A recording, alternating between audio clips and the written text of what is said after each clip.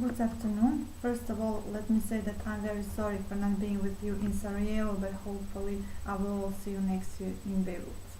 As you can see, the title of my paper is Gender Condition Reconstruction of Society in Slavonia in the context of post-war period of World War I and also in the context of the working press. I divided paper into three major parts: pre-war, wartime and post-war period.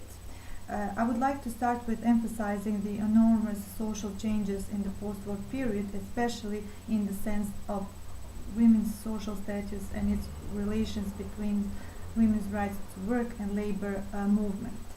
That had been said, the aim of this paper is to analyze, as it is pointed out in the title, is to analyze this gender condition reconstruction, but it's also is to analyze new female identity, because in the context of the labor workforce, women in the post-war period were no longer being reduced to the role of homeland, safety, mother, daughter, and so on.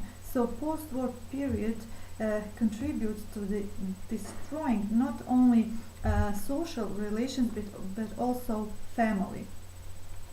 A new attitude toward women's rights to work in the context of Slavonia work press is most visible in articles which were printed in three major newspapers. First of those newspaper is the Workers' Newspaper, the second the Workers' Word, and the third the Socialist. They also had, as you can see, long title, but I have pointed out just the mainly. I would also like to say that the Workers' Word later on became the official newspaper of Communist Party. If we need to understand and if we want to understand post-war gender issue, it is very important to go way back in the 19th century, when most of women had been deprived of its social activities. Even though who had some sort of social activities, basically they were activities of minor importance. That all changed when World War I had broken out, because in the sense of the mass mobilization, POWs and so on, women, as you can see, became the driving force, which led to the construction of traditionally family identity, also, as I have said it earlier, in the context of family, but also in the broader context of society and also in politics. In this pre-war period, it is important to say something about Paris Commune, which was established in 1971. Paris Commune, as mostly of you know, it is the first state created or established by workers. It lasted only 72 days, but it has some issues as some regulations which in nowadays kind of stayed symbolically for most of the workers' movement and the labor movement also in 20th century. In this context, especially two women were kind of became a myth. That one of them is Louise Michel, aka also known as the Red Virgin, and the second is Nathalie Lemal, who called all women to arms, all women to duty, because Versailles must be wiped out. This context is especially important because it was of the first time that actually women get together, got to arms, and kind of went to battlefield all along or side by side by their male colleagues. In the context of the labor movement and its relation to women's right to work, it is very important to stress out that most of labor leaders supported women's need to vote, but basically that was the end of support. It is a common known that inside of the labor movement were some people, leaders who supported women's need to vote and also women need to work.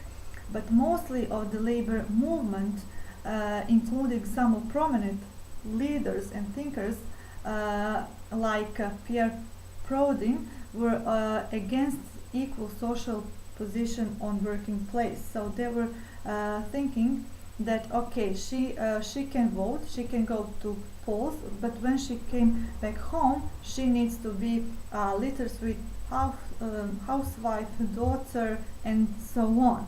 So Proudhon and one of major part of labor movement thought that women's place is in house or in bordel.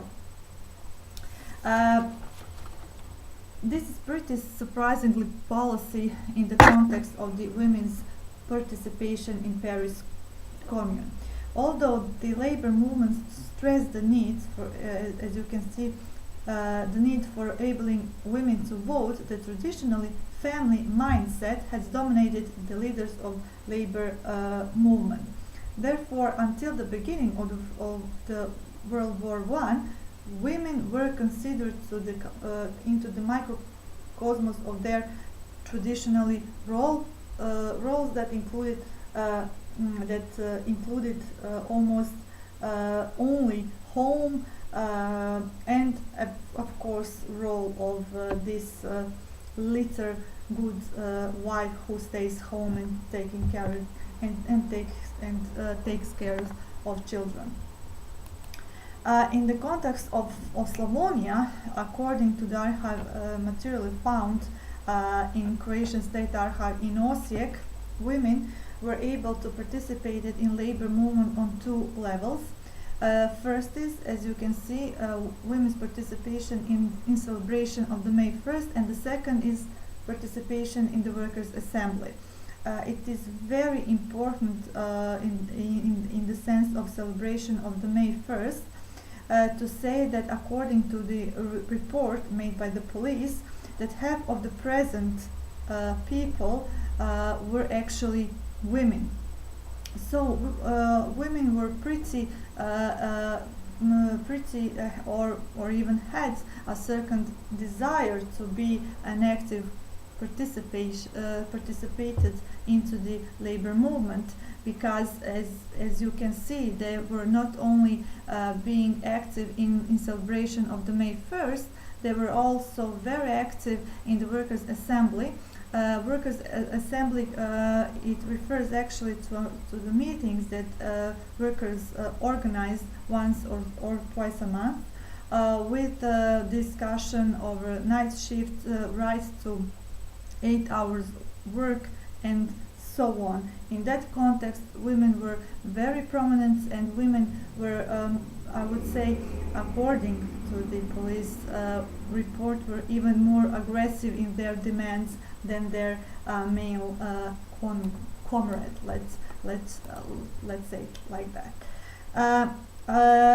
In wartime periods, two major social economic implications were made. First is gender transformation of working class, and the second is disintegration of traditionally family structure. First of all, gender transformation of the working class. It is very important to say that by the research that had been conducted in Great Britain, 22% of the women had never been employed before. So this emergence of the labor, of the female labor force, was especially important because the women, as I have said earlier, were basically determined by their housework. Now they get outside the house, they go to factories, they go to fields, and so on. And they work in agriculture, they work in industry, they work in mines, they work almost everywhere. So in Germany, for example, women's labor force participation rate increased to almost 35% in the 1918. If we compare that number with the 20% before the war, it is, as you can see, it is pretty big step forward. But one of the main character of the work of the new female labor was actually that they were working in the physically demanding ones factories, such as in mines. So they took all kinds of jobs, including the demanding ones, which especially refers, as I have said, on working on mines, but also working in military factory. Another social implication is disintegration of traditional family structure, because women, as I have pointed out several times, were no longer defined by their traditionally role, which included motherhood, housewife, and so on. So the workers' newspaper in Slavonia states that women's social role had never been needed. It is pointed also out that she is a clerk in all offices, in railway station, in telegraph, in post offices, and so on and so on. All that led to the change in the labor movement discourse regarding the role of women. So as you can see, workers' newspaper were writing that the new women has never that women had played the strongest role in this war than she has played ever before. So for the first time, labor movement not only acknowledged the achievements of women during the war, but also pointed out that the new female labor movement is needed. That is very, very, very, very important. But there is always but. The phenomenon related to the structure, to the change in the structure of labor movement, had a certain temporary character. So, despite the expectations of the winners of the World War I, France, Great Britain, United States, and so on, who had met in, as you all know, in Paris Peace Conference, continued their pre-war policy of pushing women to margins. So in this context, it is very important to quote one of the prominent British politician, Balfour, who said that great politicians should not be occupied with such matters. Such matters for him are women's right to vote and women's right to work. However, the labor movement changed greatly female labor force. In the sense that in post-war period it was a kind of starting point for women to organize inside of parties that were on political left or within the labor movement. It is very important also to say that after the World War I, labor movement divided in two parts, left and right part. Left part was actually the Communist Party, and the right was Social Democratic. Most of the women organizations were created inside of the Communist Party. So in Slavonia, that was the Secretary of Women's Socialists. Within the Socialist Work Party, also known or later known as a Communist Party. So the Communist movement recognized the potential of the women's movement also as well as their demands. So let me conclude. Post-war period in the gender sense, it is very important from two reasons. First is that women played a crucial role in social reconstruction.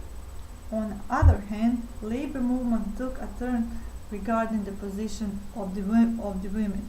In this context, international events can be viewed within Slavonia's worker press, in which the issue of position of women was now becoming a constitutional part of reborn labor movement, because labor movement and organization during the war were forbidden.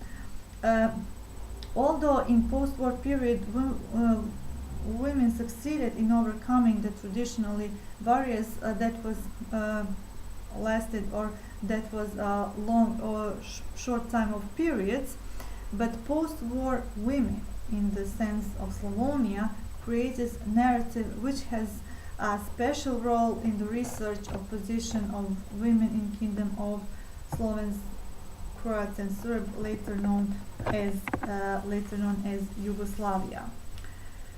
At the end, I would like to say thank you very much for listening, and I will point it out once again that I'm sorry for not being this year in Sarajevo, but like I said at the beginning, I hope to see you all next year in Beirut. So, bye.